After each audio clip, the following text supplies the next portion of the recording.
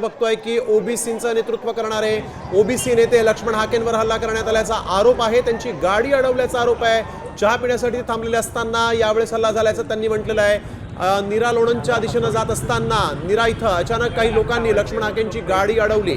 OBC आंदोलक लक्ष्मण हाके यांची सातारा जिल्ह्यातील लोणंदमध्ये गाडी अडवून मराठा आंदोलकांनी जोरदार घोषणाबाजी केली आहे। मराठा आंदोलकांची लक्ष्मण हाकेंसोबत या ठिकाणी आपण बघतोय चकमक झाली होती, बाचाबाची झाल्याचं कळतंय। गाडी अडवल्यानं हाकेंनी रस्त्यावरच ठिय्या मांडलेला आहे। भरत मोळकर आमचे प्रतिनिधी आपल्या सोबत फोन लाईन वरून जोडले गेले आहेत। भरत, काय अधिकची माहिती आहे?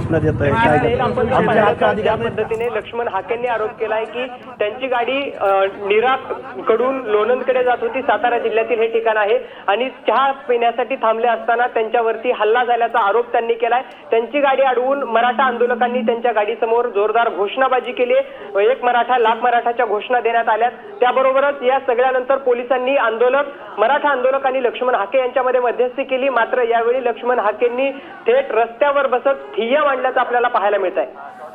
बिलकुल, धन्यवाद भरत आपण दिलेल्या सविस्तर माहितीसाठी। तर आपण बघतोय हाकेंची गाडी अडवल्यानंतर हाके आक्रमक झाले होते आणि त्यांनी रस्त्यावर बसूनच ठिय्या यावेळेस मांडलेला आहे। पोलिसांनी आता इथं मध्यस्थी केल्याचं देखील कळत आहे।